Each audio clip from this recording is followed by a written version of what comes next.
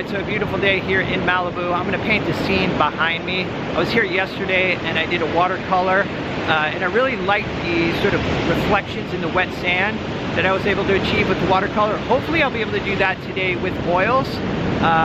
So let me show you what I'm thinking. Alright, so here's the scene I'm looking at, and the things I'm thinking about are, number one, I want to make sure to keep this landmass one simple shape, and I want to make sure the value stays dark against the sky, even though there's areas of light on that dark mass.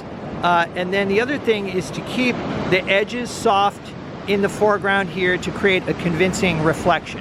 All right, I've got my usual palette of colors here. I'm using Liquid Original for my medium and my usual assortment of brushes, and I'm painting on a 14 by 18 inch panel. All right, so I'm sketching with burnt sienna. I'm just thinning with odorless mineral spirits. I'm not going to tone the panel today.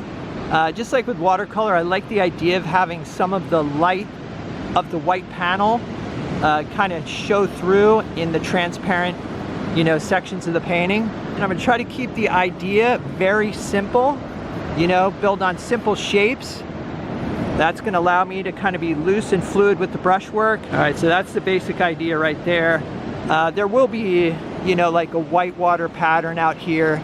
All right, so starting with my darks, I'm using a natural bristle number 8. And this is a new brush, so it's really soft and kind of like a mop. I want to keep this dark portion thin and transparent.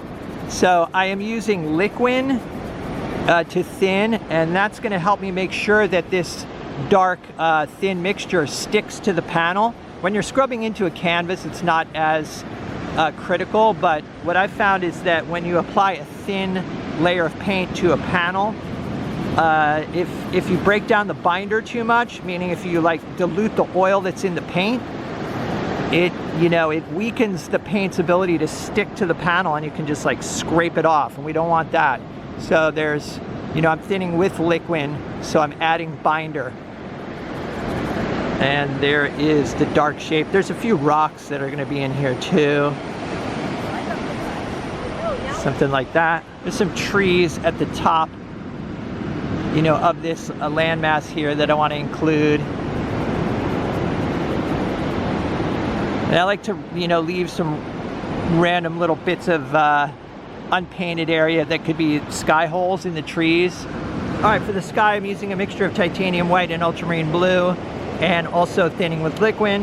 The colors at this point are approximate, just trying to cover the panel, quickly and spontaneously, keeping energy in the brushwork.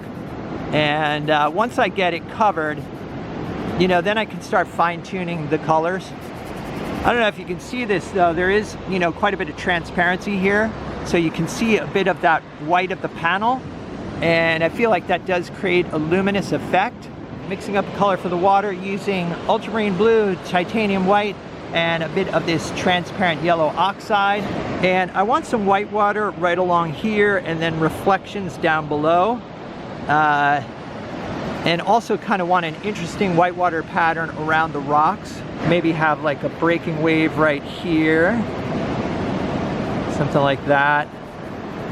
And then, like I said, around the rocks there'll be some white water. There's some beautiful colors in the water out here, which I can suggest with thicker paint, once I start developing the painting. So far, just focusing on shapes. And this portion of the painting goes really quickly. For the wet sand, I'm starting off with a mixture of titanium white, ultramarine blue, dioxazine purple, and dragging a little bit of this burnt sienna in to gray it down just a touch. And I want to make sure that I'm keeping the value of this wet sand dark enough that it makes the white water stand out. And again, kind of keeping this thin and scrubby at this point. There will be some reflections over here of the landmass, but and I want to keep the edge soft between the two shapes, as kind of have them blend together, and then also a soft edge right here where this purple blue meets the lighter sand color. All right, and for the land reflection, I'm using a mixture of yellow ochre, burnt sienna, titanium white, and there's a bit of ultramarine blue in here as well. I'm gonna get the shape of this reflection in first, And then I'm gonna play around with the direction of the brush strokes. But I have found that leaving reflections transparent so you can see the scrubby brushwork actually looks really good. When they become opaque, it just is less convincing. And you always wanna back up and see how it's reading from a distance. All right, just adding some titanium white to the mixture. And I'll just use this color for my sand to start out. This is the dry sand here. And I like scrubbing in with the natural bristle because it covers really nicely. You know, it doesn't leave streaks. Sometimes a synthetic brush, you know, when you're scrubbing in, it'll sort of streak and leave uncovered areas. But the natural bristle is really soft, and I don't know, I just like the look of it at this stage of the painting. Again, going for soft edges here, that's like a key thing. These edges should be soft too. You know, any of the reflections should have soft edges. All right, so at this point, the scrubbing is complete. And this is the time to be honest with yourself. Take a moment and really look and see if there's anything that bothers you. I see a few things right away. This white water is too much of a straight line. Kind of maybe want to have it curve just a little bit. All right, so just wipe out a little bit here.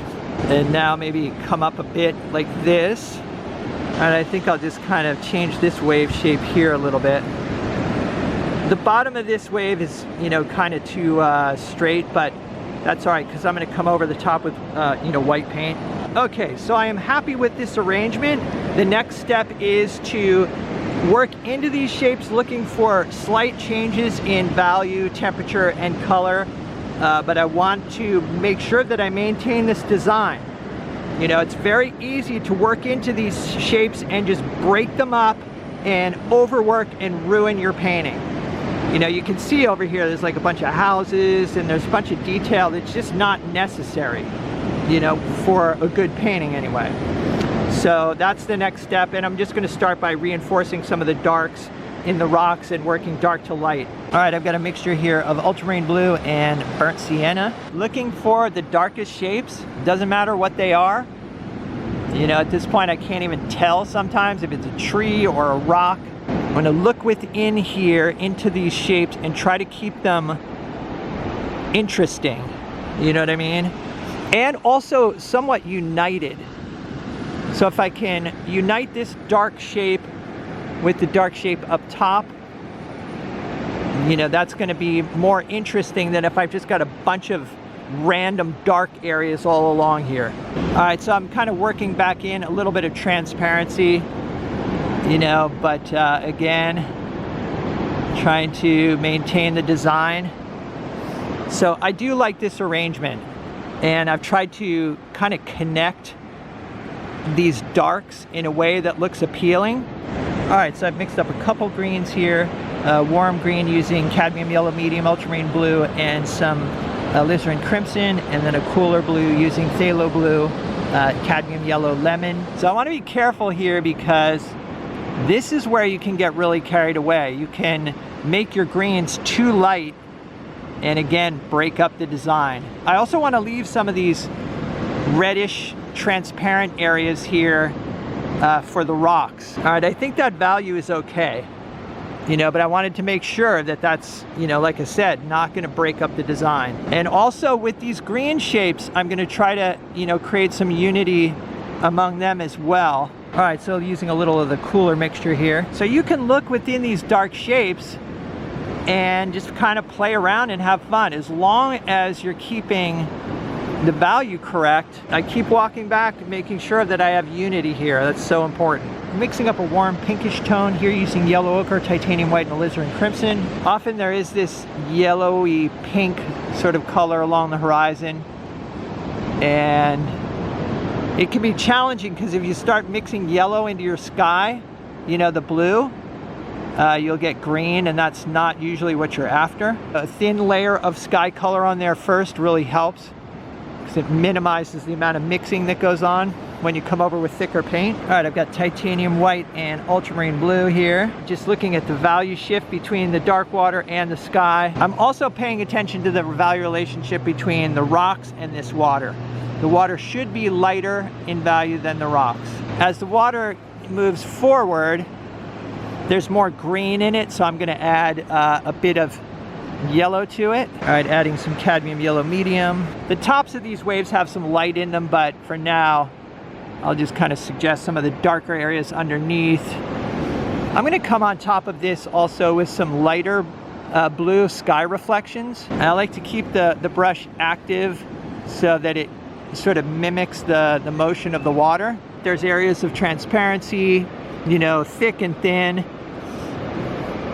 like even in the water, and I want to preserve that. I don't want to paint over that. Okay, and here I've got a lighter mixture of titanium white and ultramarine blue, suggesting some bits of sky reflection out in the distance. I don't want to lighten it up too much. And then also in here as well. The sky reflections, you know, it's a really tricky thing, because if you get the value right, it works beautifully. But if it's too dark or too light, it doesn't work. All right, adding some shadow shapes to the base of the white water here. And I want to be very delicate with that. I don't want to overdo it. All right, so this is a mixture of titanium white, ultramarine blue, and some phthalo blue. Just kind of working over the purple that from the scrub in. But I want to keep some of that purple visible. I want to have some horizontal passages. Maybe like that. There's kind of an area up here too.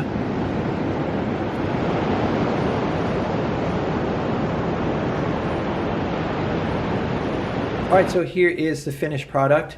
And there are some things going on up close that I'll show you in a second that I think really worked out. I do feel like I could darken the sand a bit. I think it's competing with the waves, which is what I want to be kind of the main focus. You can see in this watercolor, the sand is darker, so it doesn't detract from, you know, the white water as much. All right, so we'll go up close so you can see the transparency in the cliffs here. And this is one of the things I like about oil paint, is that you can get, you know, these sort of scratchy strokes where you see a bit of the panel underneath.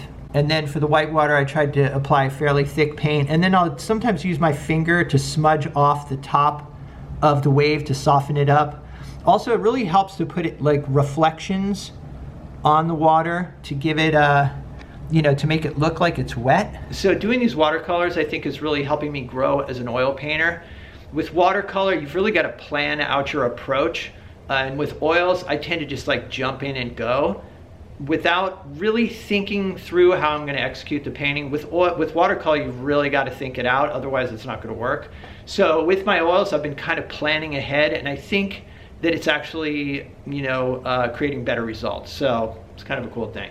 Anyway, I hope you guys enjoyed this video. Let me know what you think in the comments. If you'd like to see some extra videos and help support the channel, there's a Patreon link down below. It's Patreon support that helps keep me making these videos, and it's much appreciated. Other than that, stay creative, and I'll see you guys in the next video.